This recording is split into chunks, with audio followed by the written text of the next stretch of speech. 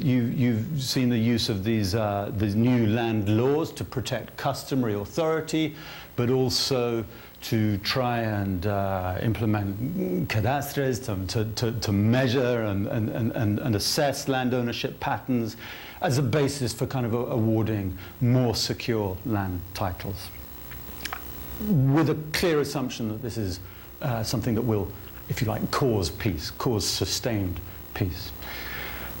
As I mentioned earlier, I think the important issue in all of these things is, well, whose peace, in fact, is secured through a peace settlement and a given set of institutional and policy reforms, particularly in the context of the fact that very often agrarian issues, land questions, are themselves a site of peace as the continuation of war by other means, or quite similar means in some cases. One example being in Angola, where the techniques of a very exploitative war economy have been carried over into peacetime, partly because of the nature of the political settlement after the military victory in Angola by the MPLA.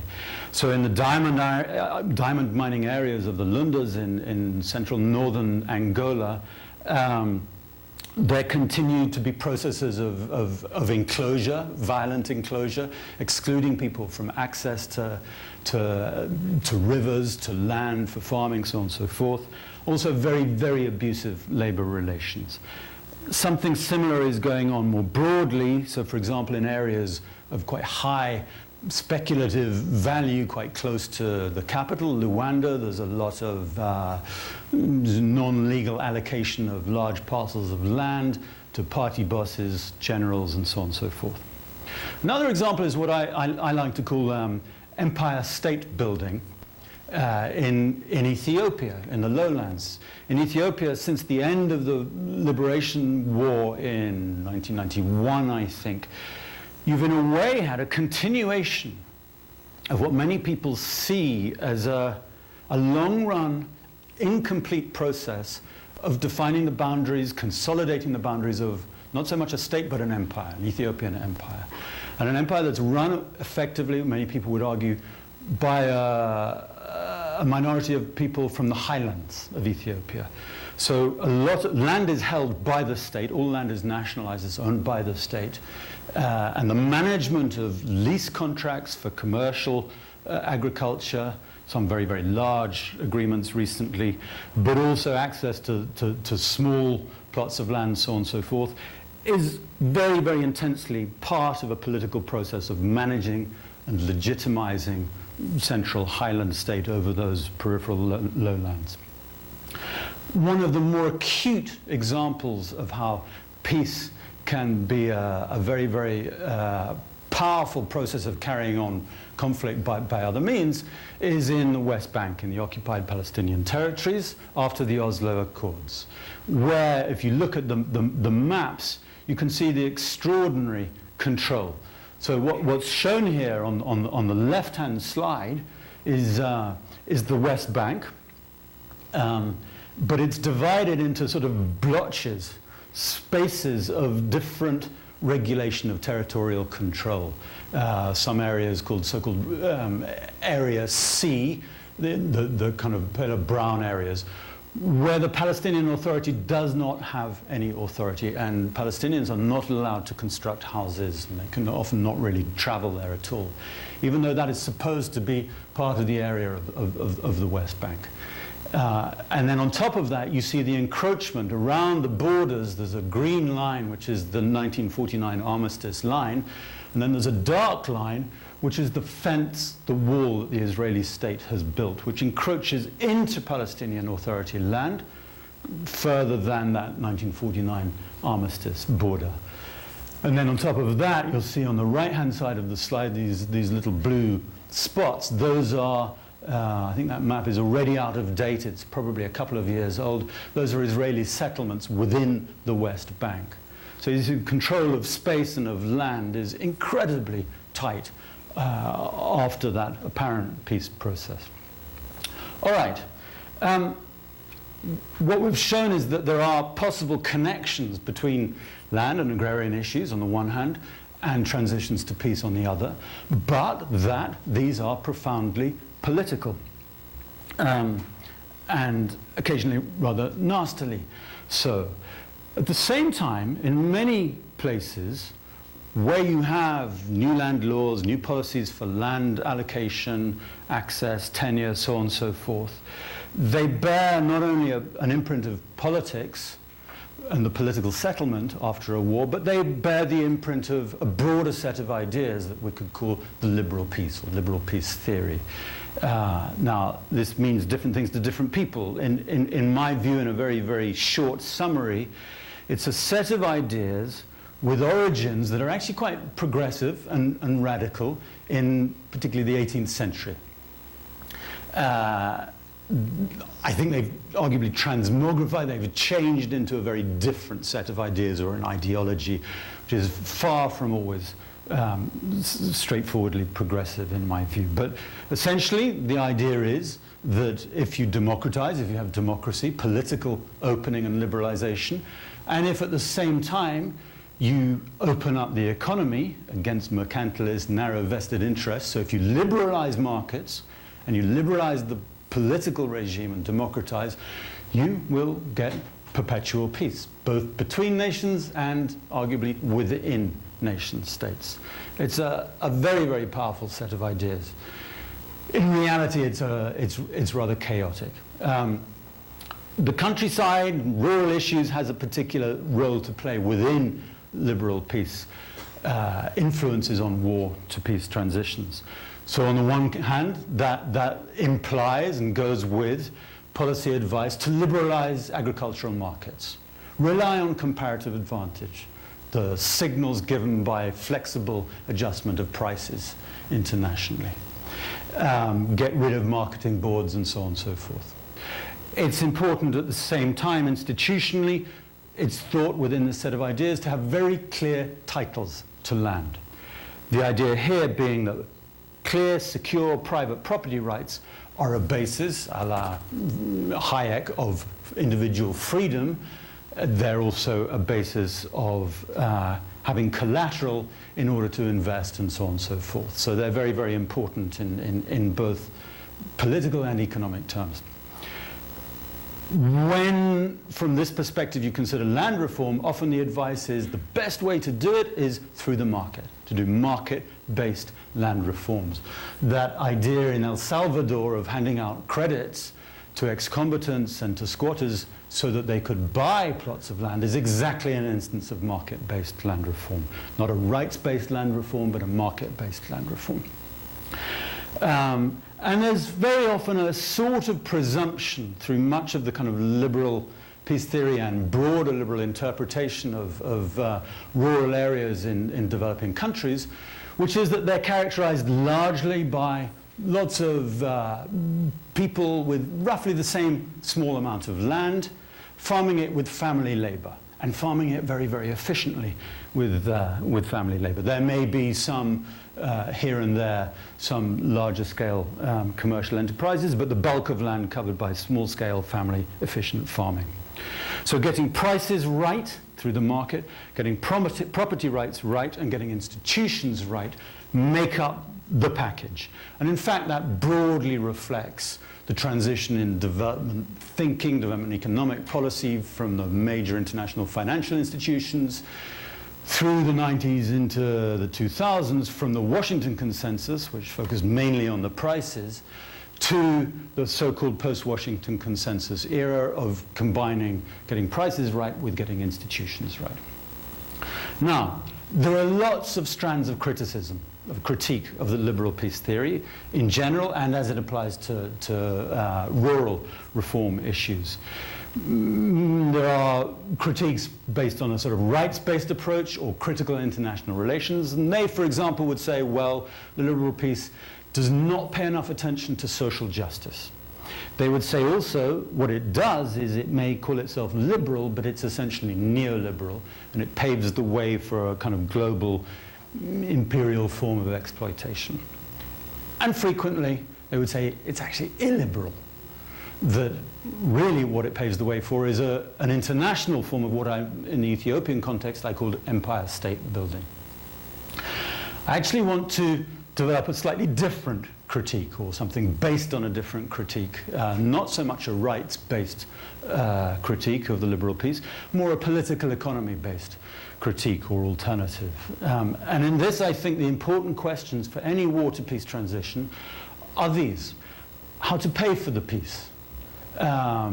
The El Salvador example with the credits and the market-based land reform, very important, and we'll come back to in a second. How's land reform going to be funded? How is dispute settlement going to be funded? All those governance things cost quite a lot of money. What kind of compensation will be provided, etc. Not just how to pay for the peace, but who ends up paying for the peace? Who bears the burden? Who are the winners and the losers from fiscal policy post-war, etc., etc. As well as paying for the peace, there's what I call producing the peace. If you're not to rely on external soft loans and the ties that come with those and the political pressures that come with those, you have somehow to produce the own basis nationally for generating revenue and foreign exchange in order to sustain a national peace, if you like. And finally, there's the issue of how to work for peace. What often gets left aside is the significance of the challenges of absorbing people in the labor force. Okay. Not only in terms of quantity, how many jobs are created, but also what type of jobs. And it may be more the type of jobs than it is the quantity of jobs available that matters for political stability. Within that framework, and those questions run through, I think, my way of thinking through these things, I want to argue that land restitution and related issues is often necessary. It's necessary for political and social reasons, in terms of justice, in terms of ensuring that there is a viable, lasting, political, peaceful settlement. But two things that are very important. The record elsewhere suggests that land reform, post-war, land restitution issues, likely, they're almost always very incomplete, they're very partial, and they're also contested, politically contested, especially where the allocation of violence rights post-war has not been centralized and resolved. So just very, very quickly, some examples of this where it's technically difficult, it's fiscally costly and politically difficult, include South Africa, where there's a big land reform program and very, very little really achieved. Zimbabwe, Bosnia, Aceh in Indonesia, where efforts to deal with the land problem actually provoked further rounds of new conflicts, so on and so forth.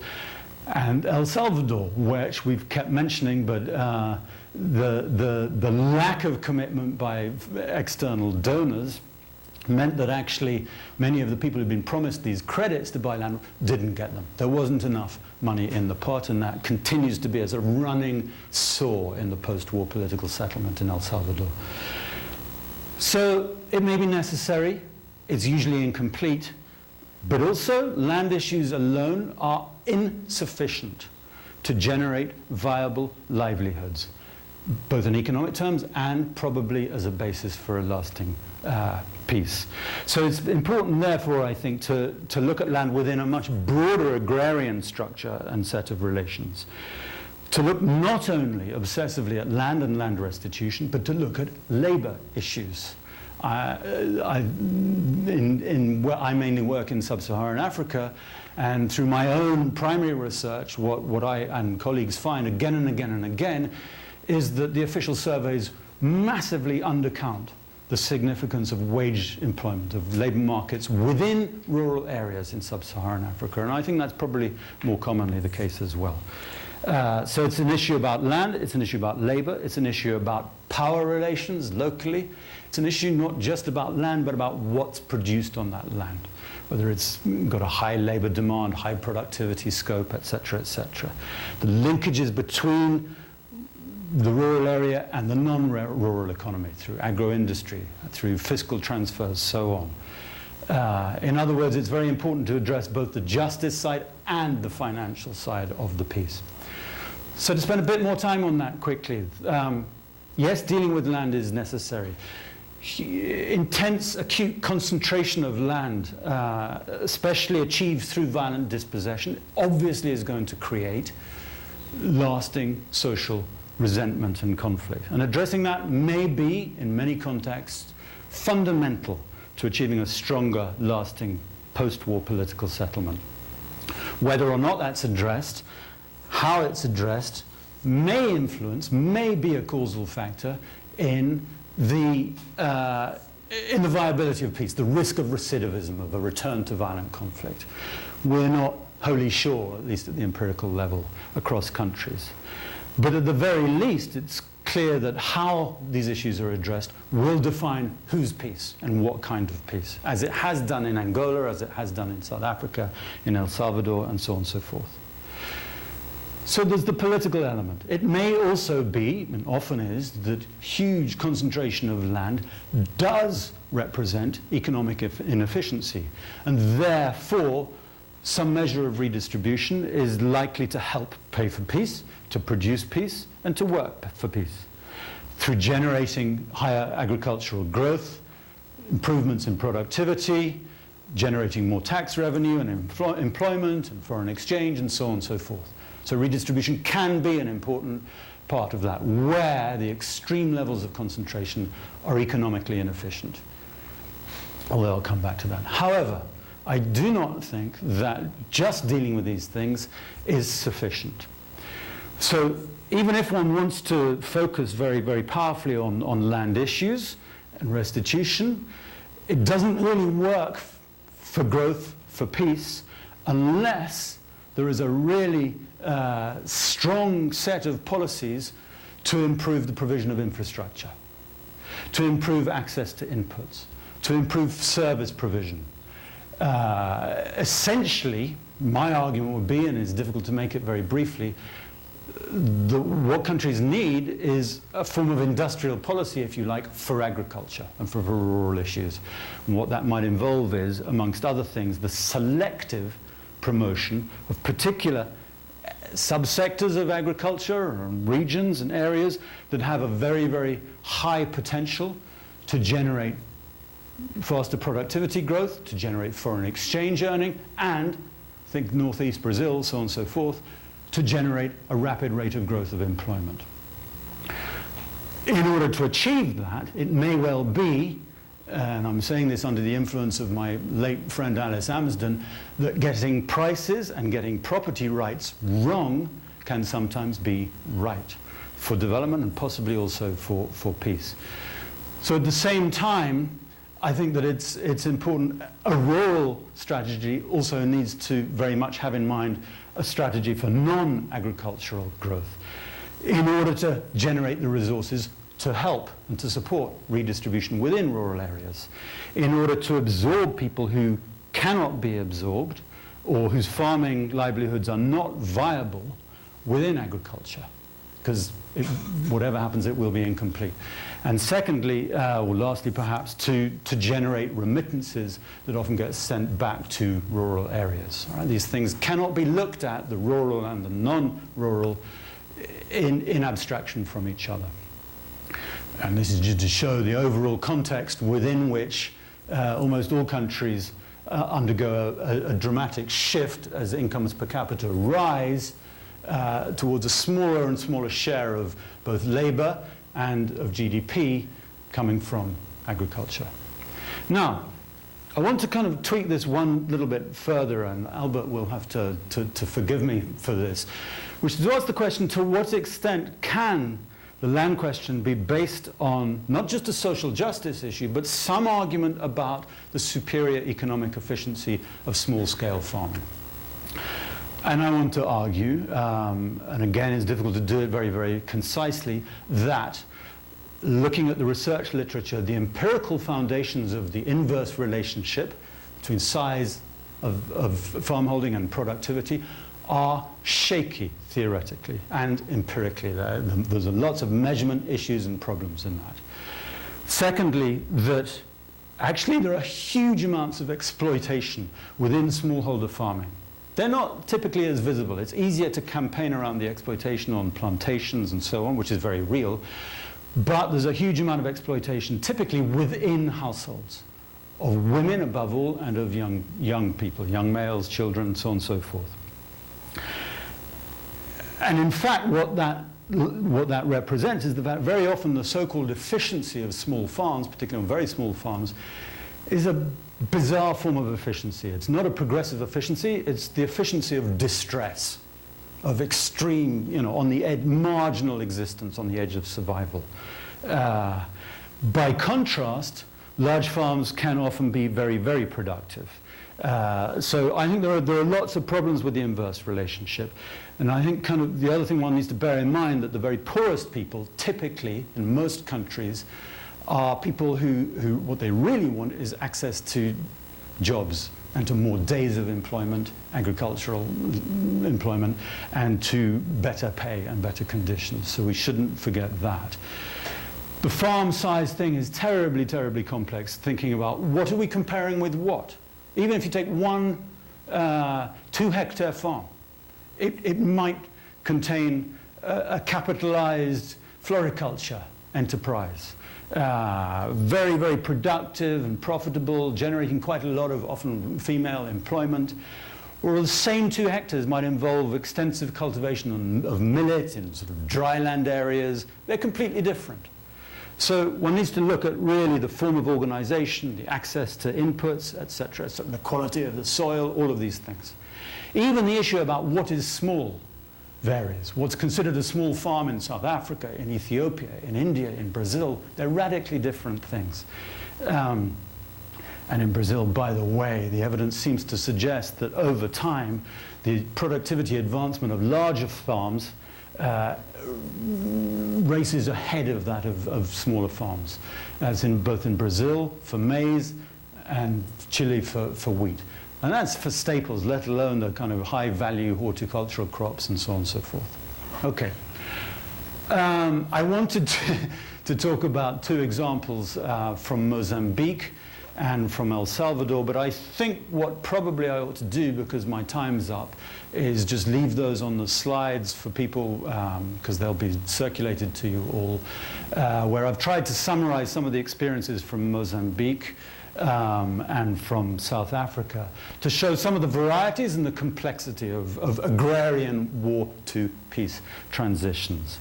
But instead, what I'd like to try and do, hoping that I've put some ideas and some comparative experiences in people's minds, is just to conclude by saying that at the moment it's quite difficult to establish an invariant event regularity kind of law, a causal link between either land distribution, forms of land governance on the one hand, and on the other hand either violent conflict or peace.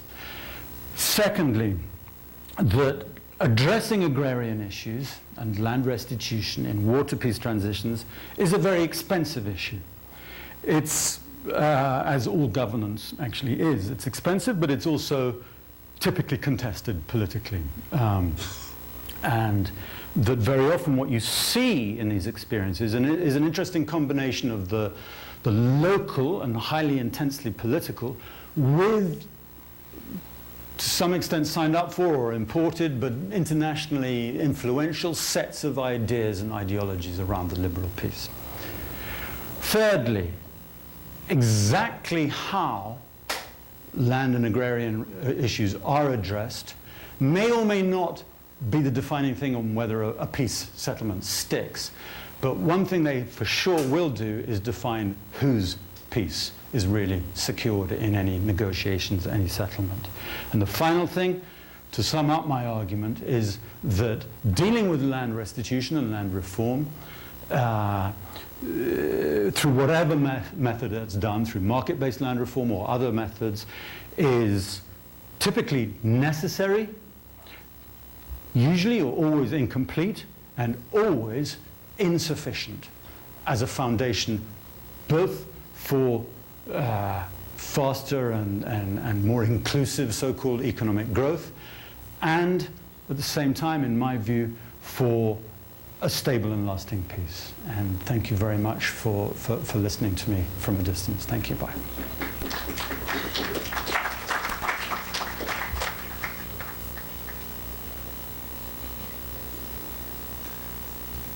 Continuamos con la presentación de la profesora Elizabeth Wood, profesora de Ciencia Política y miembro del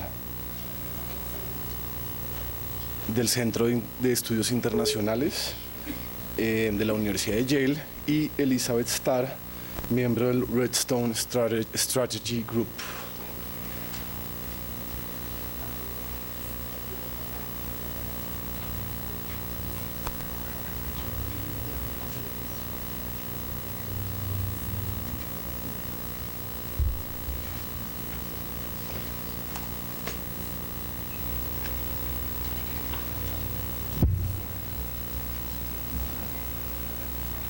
Número 3.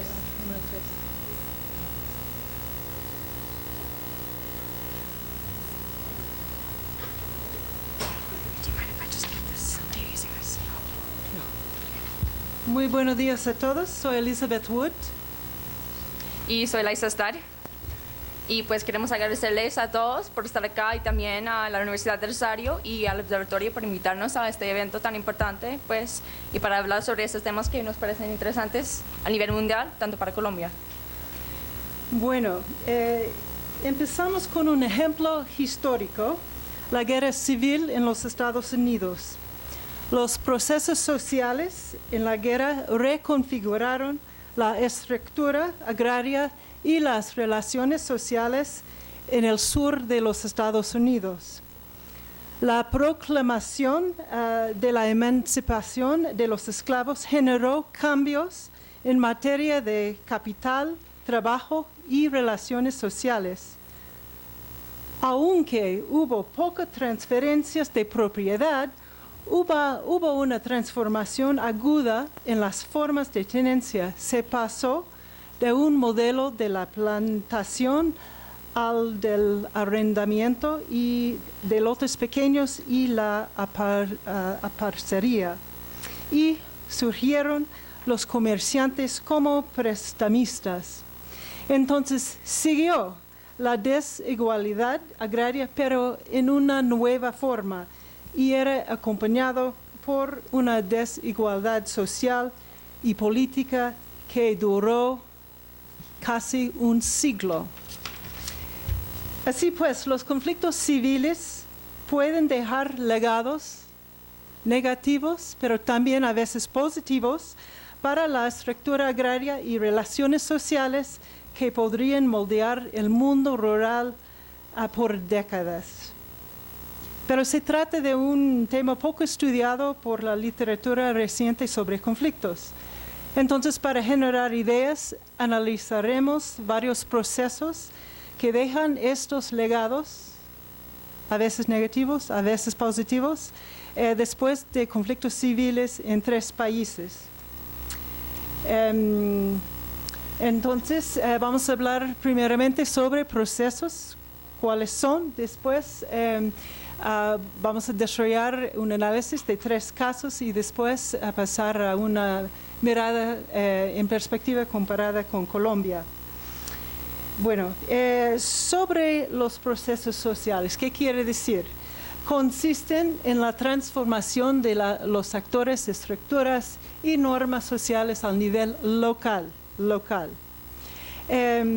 Algunos de estos procesos surgen de la guerra misma, otros son procesos propios de los tiempos de paz que son transformados por la guerra de modo más rápido o más lento, con consecuencias diferentes. Antes de analizar los procesos y sus legados, debemos tener un sobrevisto de los conflictos. Estos son los procesos que influyen más que todo la violencia de los actores armados y sus estrategias en frente a la población civil. Entonces, y quiero dejar muy claro que por grupo armado queremos decir el Estado, incluimos como grupo armado insurgencia o otro actor.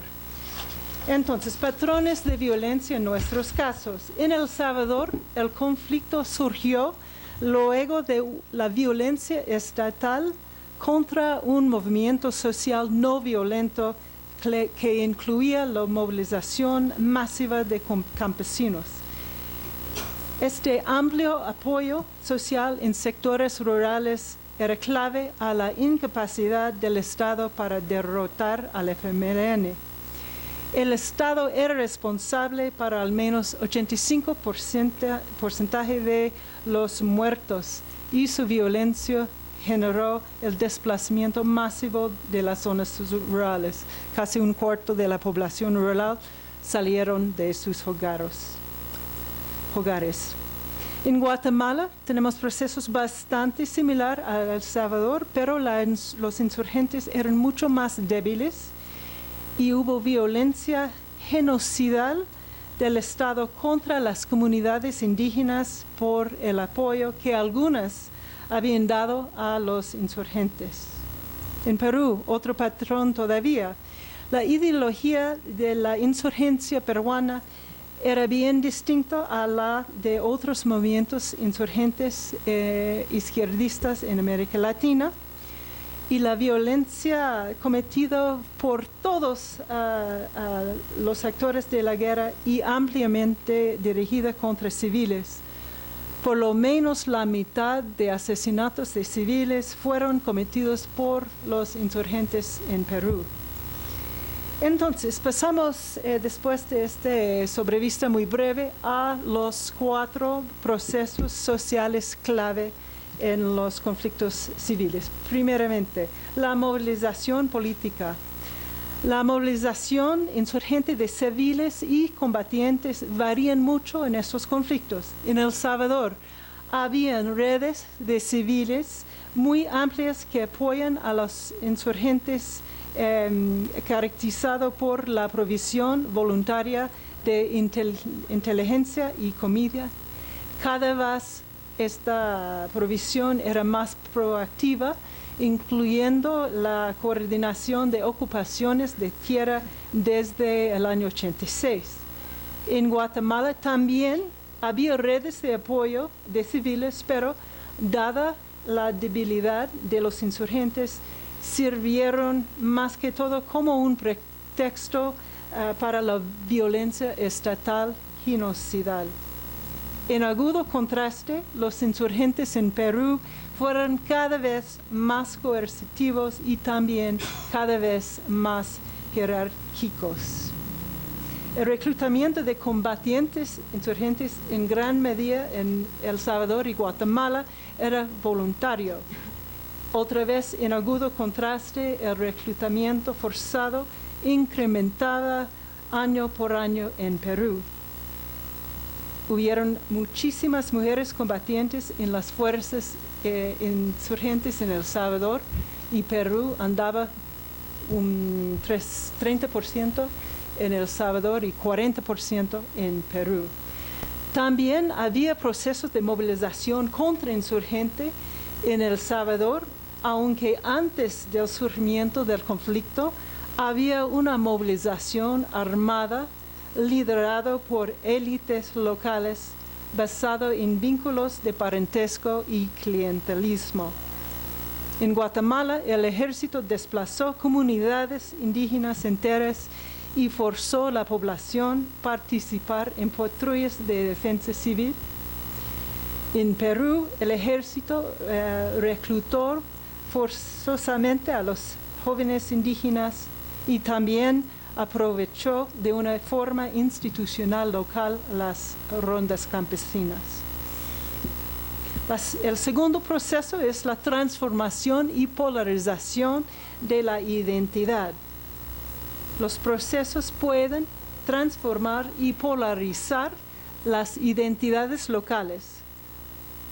Como resultado de la violencia, aumentan la desconfianza y segregación social local. Por ejemplo, en muchas áreas indígenas en el Perú, el trabajo comunitario desapareció por los años de la guerra. Frente a la violencia de un grupo armado, un grupo, sea étnico, sea social, puede buscar la protección del otro grupo o señalar su lealtad al primero con el mismo resultado, el aumento de la polarización social local. Además, los grupos armados pueden manipular las divisiones sociales locales. Con frecuencia, los grupos fuerzan a los civiles a escoger entre ellos.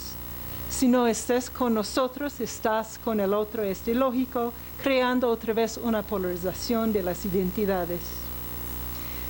También públicas, las identidades públicas. También con frecuencia incrementa la polarización de las identidades privadas. A veces por la indignación moral, por ejemplo en El Salvador, después de esta violencia estatal indiscriminada, algunos activistas pasaron de activismo no violento al apoyo a la insurgencia. En el Perú, la dirección era el revés. Y claro, la violencia puede romper redes sociales entre grupos en una manera directa, más que todo por el desplazamiento forzado de grupos sociales. Y esto también aumenta la polarización. Con un tercer proceso, la militarización de la autoridad local, quiere decir la suplantación de las formas locales de control por un actor armado, sea insurgente, el estatal o tercero. A veces pasa por el desplazamiento de élites y autoridades locales y después pasa a una dominación de un actor armado. Incluso cuando el control sigue formalmente civil, típicamente está dominado por actores armados. Por ejemplo, con la asignación de recursos, se hace según prioridad del grupo armado dominante, etc.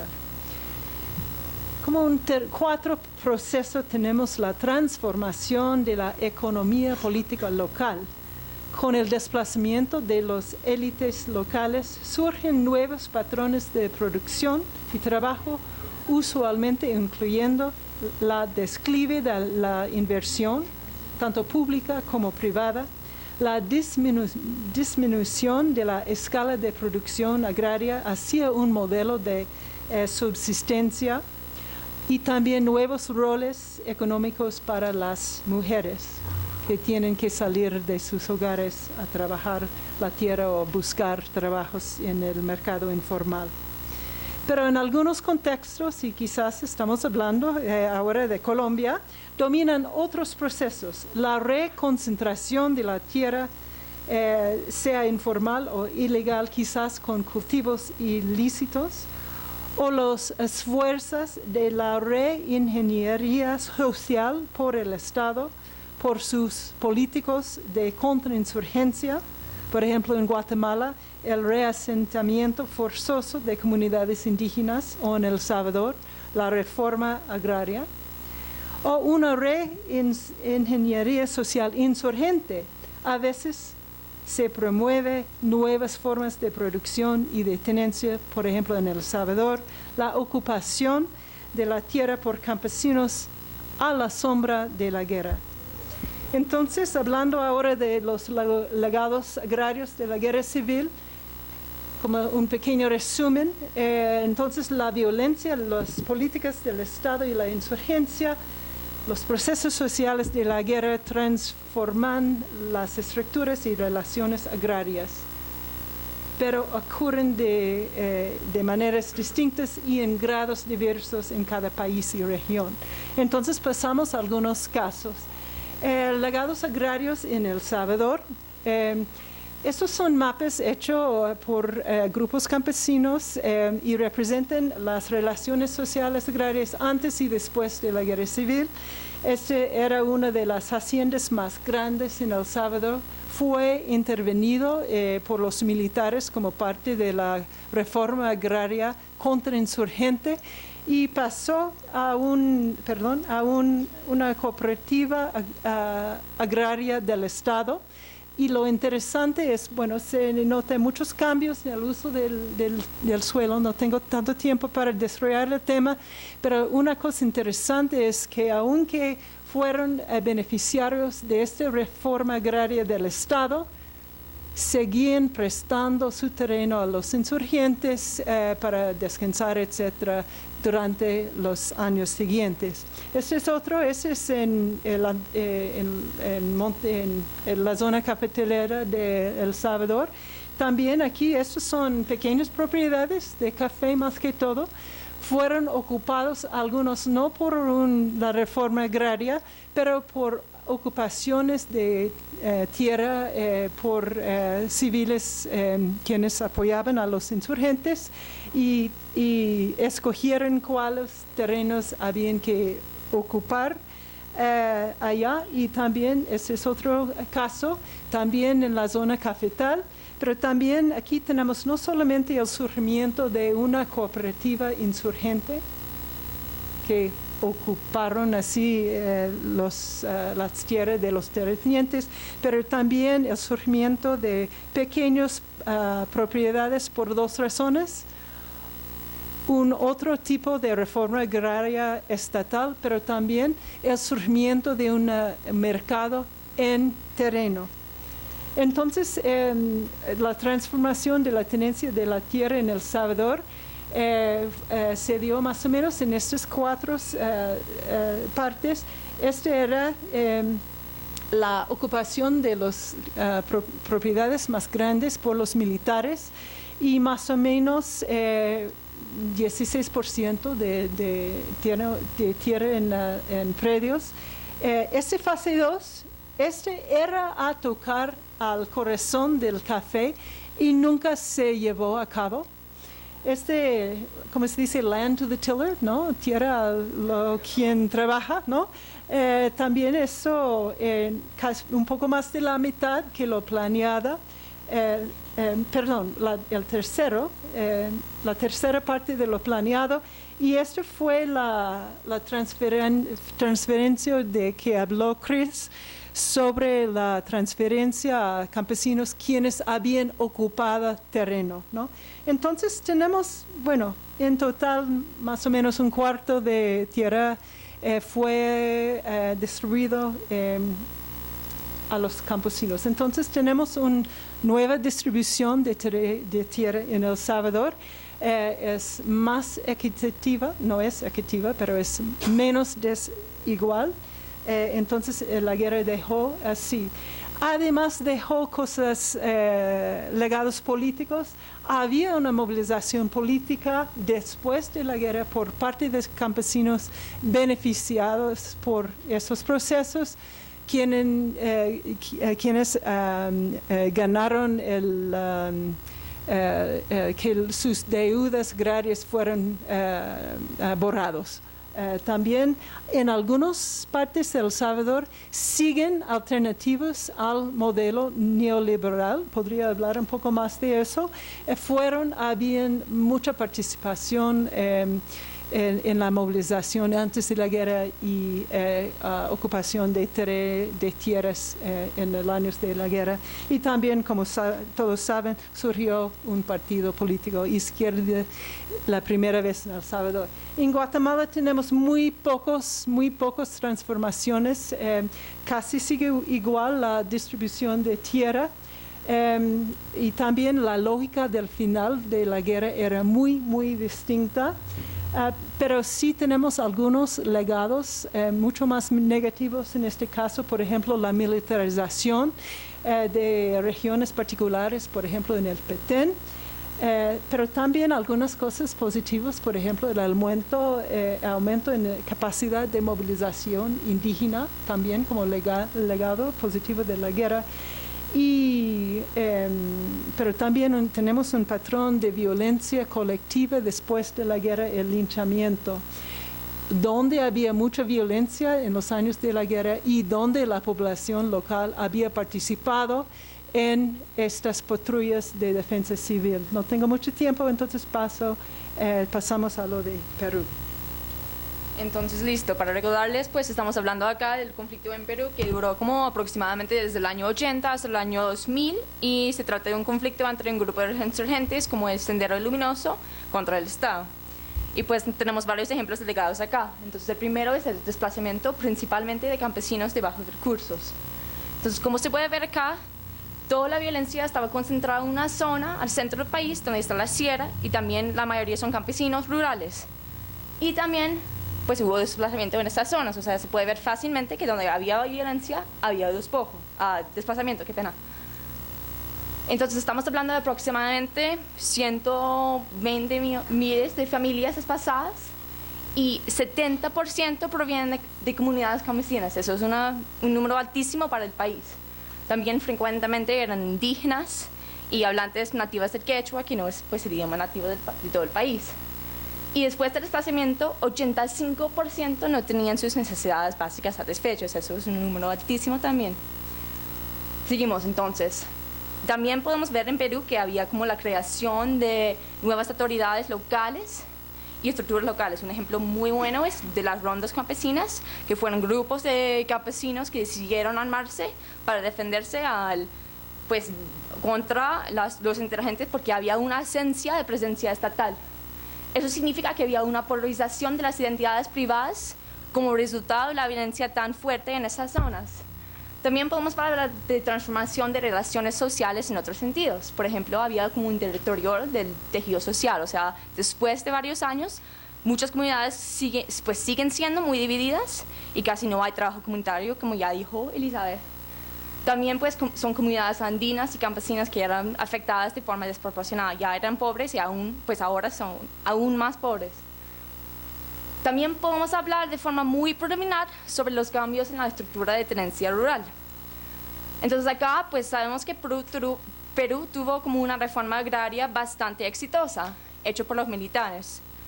Lo que pasa es que ahora 77% de la superficie de las tierras agrícolas está en manos de solo 1% de predios. O sea, eso significa que hay una concentración tenaz de tierra en el país. Pero lo que no sabemos todavía es cuál es la relación entre conflicto y esta concentración de tierra. O sea, sabemos que hay como factores neoliberales, como la acumulación de tierras por agroempresas y minería, pero ¿cuál era el efecto real de esa insurgencia Sendero Luminoso?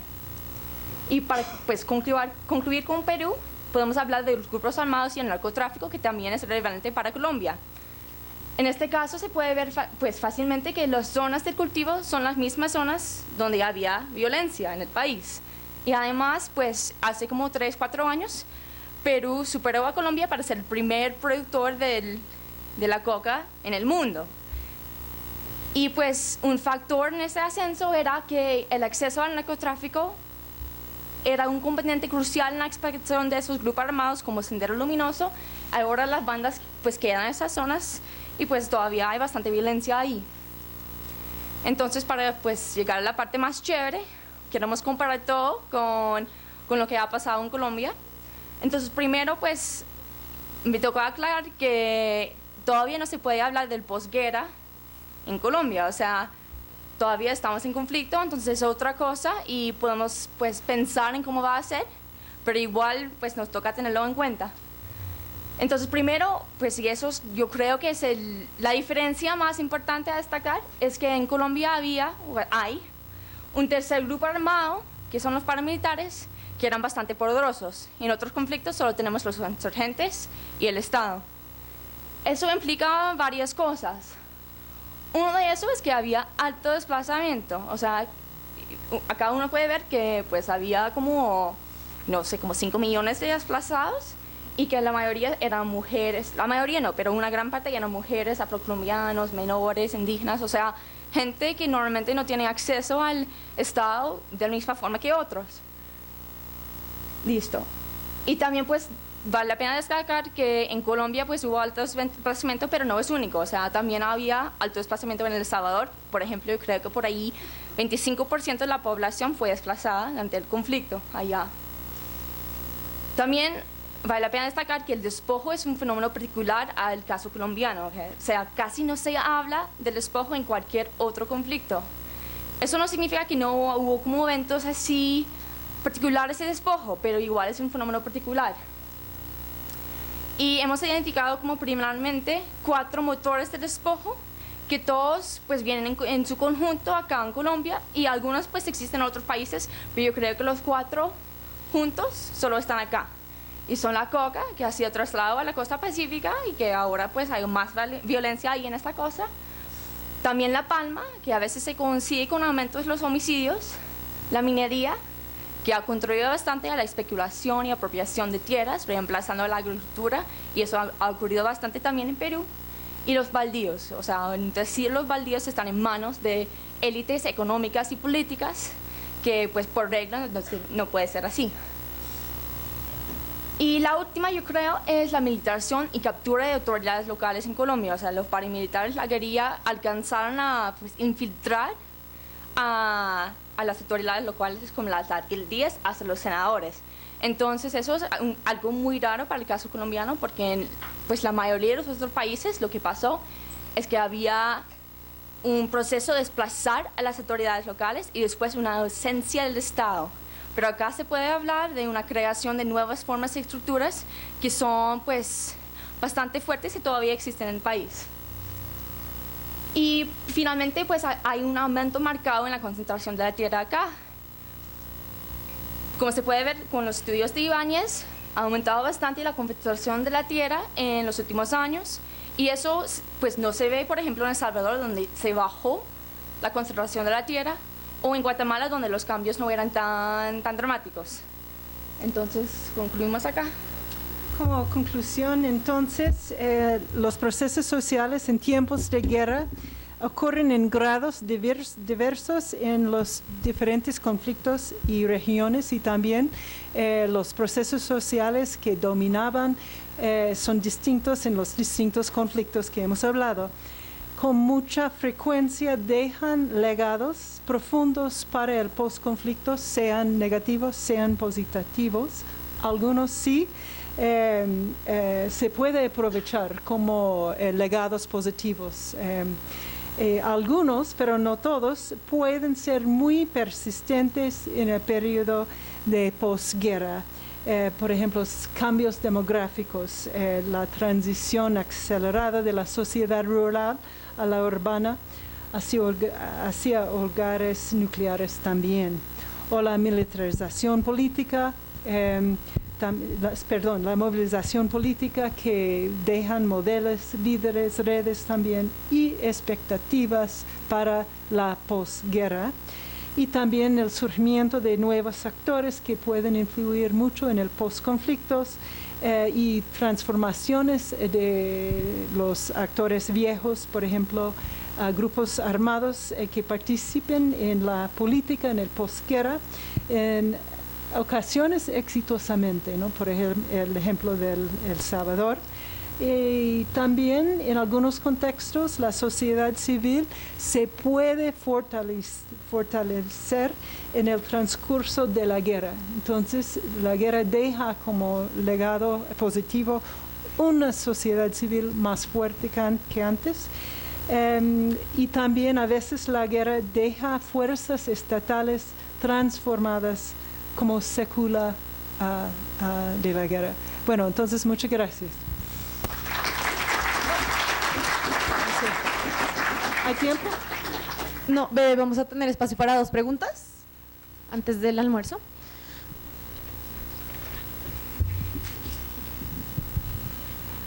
Buenas tardes. No se escucha. ¿Aló? Sí. Quisiera saber si en ese estudio hubo alguna comparación frente a los sistemas de catastro y de registro en Salvador y en Perú. Repítelo, por favor, no puedo escuchar bien. ¿Qué? Es que se apagó. Quisiera saber si hubo alguna comparación en los estudios frente a los sistemas de catastro y de registro de propiedad, de títulos. Bueno, hasta que conozco yo, no, pero en los 2 casos los conflictos dejaron a los archivos de títulos y todo eso en un gran caos y un gran desorden, incluso algunos archivos municipales totalmente destruidos, ¿no? Entonces, y además muchos de los títulos no habían actualizado desde hace décadas y a veces casi un siglo, ¿no? Entonces son, al menos en El Salvador, al final de la guerra era una cosa muy arcaica, se puede decir. Entonces llegó mucho financiamiento internacional para modernizar así el registro de terreno y los archivos de título, todo eso, ¿no? En gran medida eso era un proceso muy política, ¿no? Era bien difícil a una persona pobre a poder realizar todos los procesos que tuvieran que hacer para legalizar. Entonces, pero con el acompañamiento de algunas ONGs, con algunas organizaciones sociales, sí, algunos salieron al final del proceso con su título. Pero la clave era la movilización política de los beneficiarios para borrar la deuda, ¿no? Chris Kramer había hablado de este proceso que dejó a personas con deudas, es cierto, pero después, a través de la movilización, estas deudas en su gran mayoría que se cayó a cero.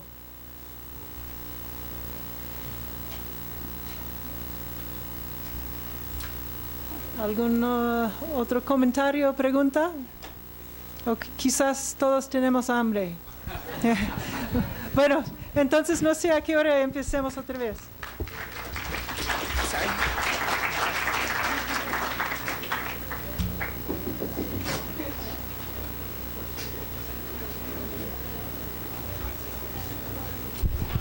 Bueno, ahora vamos a hacer un receso. Vamos a hacer un receso hasta las 2 de la tarde, pues para que cada uno vaya y almuerce. Entonces, nos esperamos acá muy puntuales a las 2 para continuar entonces con el seminario. Gracias.